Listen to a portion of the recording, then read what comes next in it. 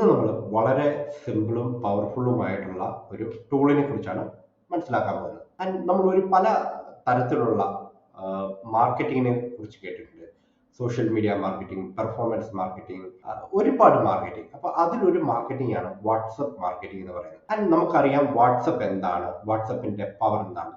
WhatsApp ഇന്ന് നമ്മൾ എല്ലാവരും തന്നെ നിത്യേന ഉപയോഗിക്കുന്ന നമ്മുടെ ജീവിതത്തിന്റെ ഒരു എസെൻഷ്യൽ ഭാഗമാണ്. ഫ്രണ്ട്സ് ആയിട്ടും ഫാമിലി ആയിട്ടും കൊളീഗ്സ് ഒക്കെ ആയിട്ട് കമ്മ്യൂണിക്കേറ്റ് ചെയ്യാനായിട്ട് നമ്മൾ ഉപയോഗിക്കുന്ന ഒരു ടൂളാണ് വാട്സപ്പ്. ഇതേ ടൂളിനെ തന്നെ നമ്മുടെ ബ്രാൻഡിങ്, നമ്മുടെ കസ്റ്റമർ റിലേഷൻ, നമ്മുടെ ബ്രാൻഡ് അവയർനെസ്സും പബ്ലിസിറ്റിക്കും അഡ്വർടൈസ്മെന്റും ഒക്കെ ഉപയോഗിക്കുന്നതിനെയാണ് ശരിക്കും വാട്സപ്പ് മാർക്കറ്റിംഗ് എന്ന് പറയുന്നത്. ഇതൊരു ഇന്നത്തെ ഒരു വലിയ ലെവറേജ് ആണ്. കാരണം നമുക്ക് ഇന്ന് വാട്സപ്പ് ഇല്ലാത്ത ആളുകൾ വളരെ കുറവാണ്. എല്ലാവർക്കും അവരവരുടേതായ ഒരു പ്രൊഡക്റ്റ് അല്ലെങ്കിൽ ഒരു സർവീസ് എന്തെങ്കിലും ഒന്ന് മുമ്പോട്ട് കൊടുക്കാനുണ്ട്. സോ നമുക്ക് ഈ വാട്സപ്പിനെ ഉപയോഗിച്ച് അവരുടെ ഫോണിലേക്ക് ഒരു പരസ്യം അല്ലെങ്കിൽ നമ്മളുടെ കണ്ടന്റ്, നമ്മുടെ വാല്യൂസ് എത്തിക്കാൻ സാധിക്കുമെന്നുണ്ടെങ്കിൽ ദാറ്റ് ഈസ് ഗുഡ്. അതൊരു വലിയ ലെവറേജ് ആണ്. ടെക്നോളജി കൊണ്ട് നമുക്ക് കിട്ടുന്ന വലിയൊരു ലെവറേജ് ആണത്. So that is called WhatsApp marketing. അപ്പോൾ എന്താണ് ആയുർവേദ ഡോക്ടേഴ്സിന് ഈ പറയുന്ന മാർക്കറ്റിംഗ് അല്ലെങ്കിൽ വാട്സപ്പ് മാർക്കറ്റിംഗുമായിട്ടുള്ള ചെയ്യേണ്ടതിന്റെ പ്രാധാന്യം എന്ത്? നമുക്ക് നമ്മളുടെ ക്ലിനിക്കിനെയും നമ്മുടെ സർവീസിനെയും ക്ലയൻസിലേക്ക് എത്തിക്കുവാനായിട്ട് വാട്സപ്പിനെ ഉപയോഗിക്കാം.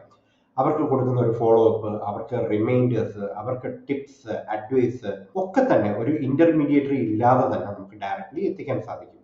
സോ അവർക്ക് നമ്മളോടൊത്തും നമുക്ക് അങ്ങോട്ടേക്കും ഒരു ട്രസ്റ്റ് വാല്യൂ ബിൽഡ് ചെയ്യാനായിട്ട് വാട്സപ്പ് മാർക്കറ്റിംഗ് സഹായിക്കുമെന്നുള്ളതാണ്. നമുക്ക് നമ്മളുടേതായിട്ട് ബുക്കിങ്ങുകളും ഇന്ന സമയത്തെ ഡോക്ടർ അവൈലബിൾ ആണ് അല്ലെങ്കിൽ ഇന്ന ദിവസം ഓഫാണ് എന്നുള്ള കാര്യങ്ങളൊക്കെ തന്നെയും ഡയറക്റ്റ് ടു ക്ലയൻസിലേക്ക് അല്ലെങ്കിൽ പേഷ്യൻസിലേക്ക് എത്തിക്കാൻ നമുക്ക് വാട്സപ്പ് നമ്മളെ സഹായിക്കും. ആൻഡ് ഇവിടെ നമ്മൾ മനസ്സിലാക്കേണ്ടി വരിക, വാട്സപ്പ് മാർക്കറ്റിംഗ് ചെയ്യുന്നതിന് പ്രധാനമായിട്ടും 3 സെക്ഷൻസ് നമ്മൾ മനസ്സിലാക്കിയിരിക്കണം. ഒന്ന്, നിങ്ങൾ വാട്സപ്പിന് ഉപയോഗിക്കാത്ത ഒരു നമ്പർ, പുതിയ ഒരു നമ്പർ എടുത്ത് നമുക്ക് വേണമെങ്കിൽ വാട്സപ്പ് മാർക്കറ്റിങ്ങിന് ഉപയോഗിക്കാം. എക്സിസ്റ്റിംഗ് ആയിട്ടുള്ള പേഴ്സണൽ നമ്പറിനെ കുറിച്ചല്ല ഞാൻ പറയുന്നത്, അല്ലാതെ ഇതിനായിട്ടൊരു നമ്പർ നിങ്ങൾക്ക് യൂസ് ചെയ്യാവുന്നതാണ്.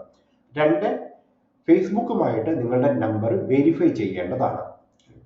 ബിസിനസ് മാനേജർ വഴിയാണ് നമ്മളത് വെരിഫൈ ചെയ്യുക, അതും ചെയ്യണം.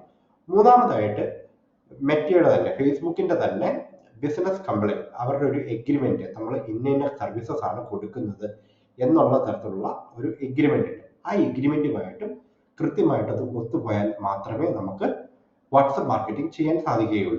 ആൻഡ് വാട്സപ്പ് മാർക്കറ്റിംഗ് ചെയ്യുന്നതിന് ഫേസ്ബുക്ക് കുറച്ച് നിബന്ധനകൾ വെക്കുന്നുണ്ട്. അതായത് നമുക്ക് അവിടെ കൊടുക്കാൻ ഡ്രഗ്സ് അല്ലെങ്കിൽ ആൽക്കഹോൾ പോലുള്ള വിഷയങ്ങളൊന്നും തന്നെ അവിടെ സെയിൽ ചെയ്യാനോ മാർക്കറ്റ് ചെയ്യാനോ ഒന്നും തന്നെ നമുക്ക് സാധിക്കുന്നതല്ല. So this is what simply പറയുകയാണെന്നുണ്ടെങ്കിൽ വാട്സപ്പ് മാർക്കറ്റിംഗ്.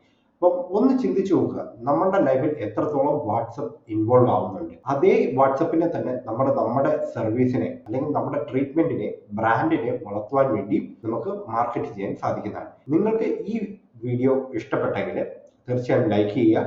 നിങ്ങളുടെ ഒരു ഫെലോ ഡോക്ടറിന് ഈ കണ്ടന്റ് ഒന്ന് ഷെയർ ചെയ്ത് കൊടുക്കുക. ആൻഡ് ഇനിയുള്ള വീഡിയോസ് നമ്മൾ വാട്സപ്പ് മാർക്കറ്റിംഗുമായിട്ടുള്ളത് വരുന്നുണ്ട്. So stay tuned. Thank you.